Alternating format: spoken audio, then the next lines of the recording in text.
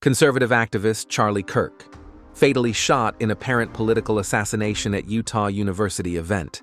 Conservative firebrand Charlie Kirk, the 31-year-old founder and CEO of Turning Point USA, was shot and killed today while speaking at an outdoor event on the campus of Utah Valley University. Authorities are describing the incident as a targeted political assassination, the latest in a string of high-profile acts of violence amid America's deepening political divides.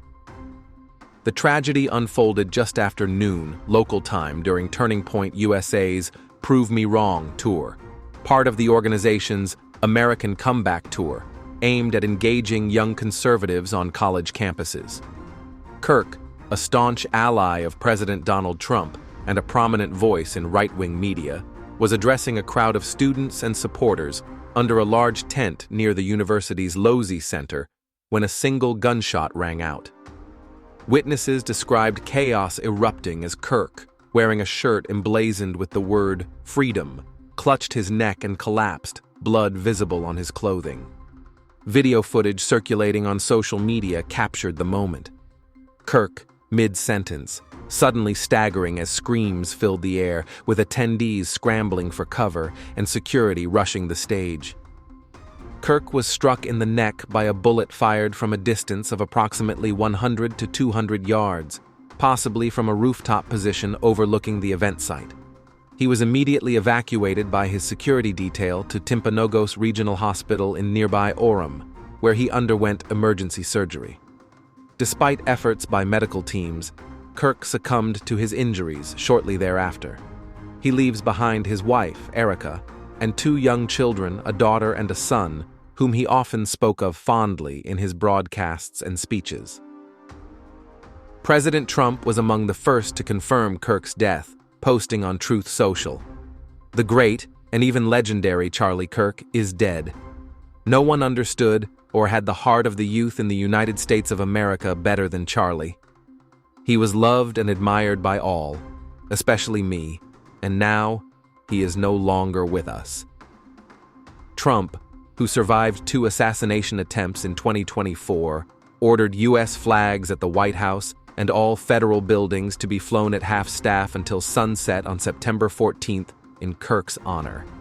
Utah Governor Spencer Cox echoed the sentiment, calling the killing a political assassination during a press conference on campus. Charlie Kirk was, first and foremost, a husband and a dad to young children, Cox said, his voice breaking. "I don't care about his politics. I care that he was an American." Cox also ordered state flags lowered to half-staff and vowed to pursue justice to the furthest extent of the law, noting Utah's retention of the death penalty.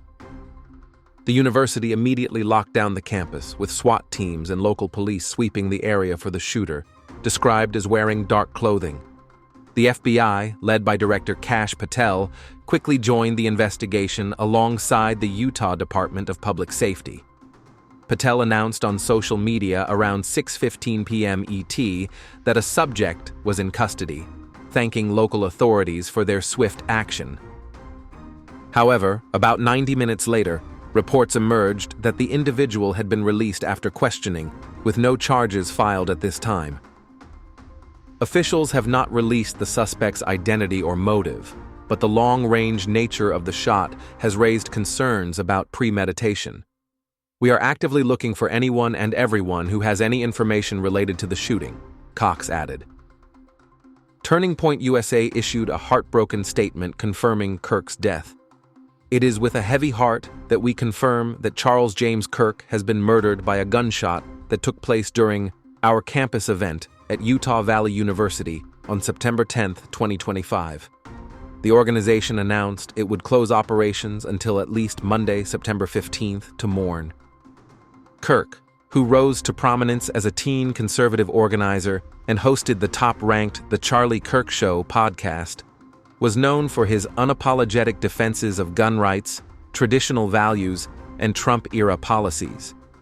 In recent years, he had leaned into religious themes, framing politics as a battle for America's soul. The killing has drawn bipartisan condemnation, with figures across the spectrum decrying the rise in political violence. Former President Joe Biden wrote, "There is no place in our country for this kind of violence. It must end now. Jill and I are praying for Charlie Kirk's family and loved ones." Vice President J.D. Vance invoked a biblical prayer, "Eternal rest grant unto him, O Lord." Israeli Prime Minister Benjamin Netanyahu called Kirk a lion-hearted friend of Israel, while former President George W. Bush urged Americans to reject violence and embrace civility, adding that members of opposing political parties are fellow citizens, not enemies. Even California Governor Gavin Newsom, who once hosted Kirk on his podcast, posted, "The murder of Charlie Kirk breaks my heart." This incident comes amid a troubling surge in partisan attacks. Just months ago, a gunman killed a Minnesota Democratic lawmaker and her husband while injuring another couple in their homes. The Center for Strategic International Studies reports at least 25 such incidents motivated by partisan beliefs between 2016 and 2025. On social media, reactions have been raw and polarized, with some users expressing grief and calls for unity, while others trade accusations of blame. From X posts, outrage poured in, with users like Our Gay Republic Swag declaring, "They shot Charlie Kirk. I am angry and I plan to stay angry," while AOC stated, "The scourge of gun violence and political violence must end. We cannot go down this road." As the investigation continues, the nation grapples with the loss of a polarizing yet influential figure who mobilized millions of young conservatives. Utah Valley University President Astrid S. Tumenez emphasized that campuses should always be spaces where differing perspectives can be shared and debated with respect. We'll have more updates as they come in, including any breakthroughs on the suspect. For now, our thoughts are with Kirk's family and the campus community. Family Writers Press International.